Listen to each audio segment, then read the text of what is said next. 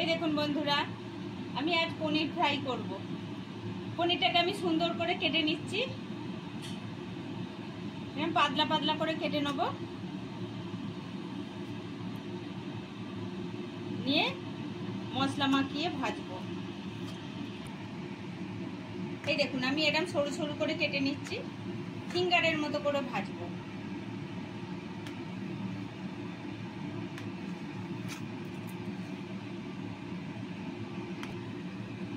এই দেখুন, এতে একটুখানি গোলমরিচ গুঁড়ো দিয়ে নিচ্ছি,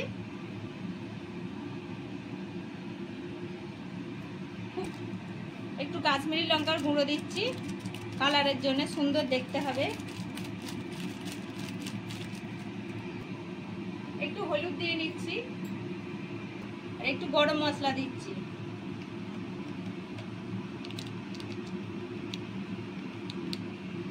আর এতে আমি বিন নুন মাখিয়ে নিচ্ছি। সব মশলাগুলো একসঙ্গে ভালো করে মিশিয়ে নিচ্ছি।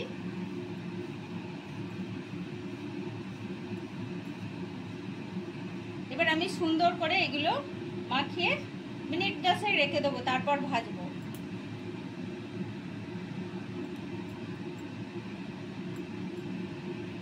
এই দেখুন, সব মাখানো হয়ে গেছে। এইবার আমি মিনিট 5 জন্য এটা ম্যারিনেট করে রেখে দেবো। এই দেখুন, 2 চামচ বেসন দিয়েছি, ব্যাটারটা রেডি করে নিচ্ছি। 2 চামচ বেসন, 1 চামচ ময়দা, আর একটুখানি কর্নফ্লাওয়ার দেবো। এই দেখুন, এইটুকুন কর্নফ্লাওয়ার দিচ্ছি, দিয়ে আমি সুন্দর করে ব্যাটারটা রেডি করে নেব। এই বেসনটাতে একটু কাশ্মীরি লঙ্কার গুঁড়ো দিয়ে নিচ্ছি, কালার একটু কাশ্মীরি লঙ্কার গুঁড়ো দিয়ে নিয়েছি, আর একটুখানি হলুদ দিচ্ছি, অল্প করে নুন দিয়ে নিচ্ছি, আর একটুখানি সরষের তেল দিচ্ছি। এবার আমি সবগুলো সুন্দর করে মিশিয়ে নেব।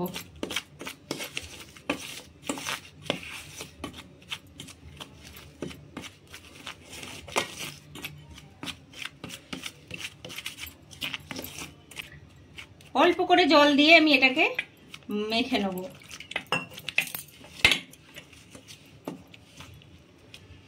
আর একটুখানি জল দেবো। এবার আমি সুন্দর করে বেসনটা ফেনিয়ে নেব। ব্যাটারটা এরকম করে রেডি করে নিয়েছি। তারপর আমি এবার ভাজবো। ম্যারিনেট হয়ে গেছে 10 মিনিট। পনিরটা 10 মিনিট ম্যারিনেট করা ছিল।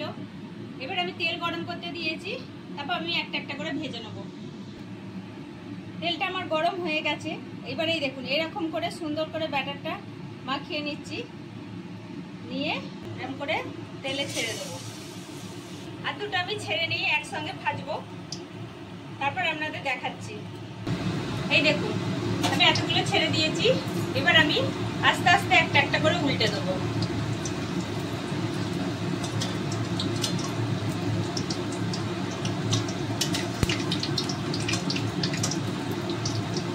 এরকম করে সব কটা ভেজে নিচ্ছি, তারপর আপনাদের দেখাবো।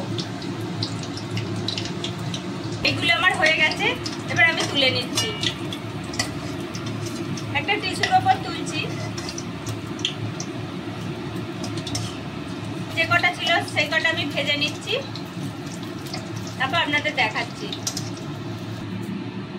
এই দেখুন, পনির ফিঙ্গার আমার রেডি হয়ে গেছে। যদি আপনাদের দেখতে ভালো লাগে তাহলে একটা লাইক করবেন, একটা শেয়ার করবেন, কমেন্ট করবেন, আর সবাই মিলে সাবস্ক্রাইব করবেন।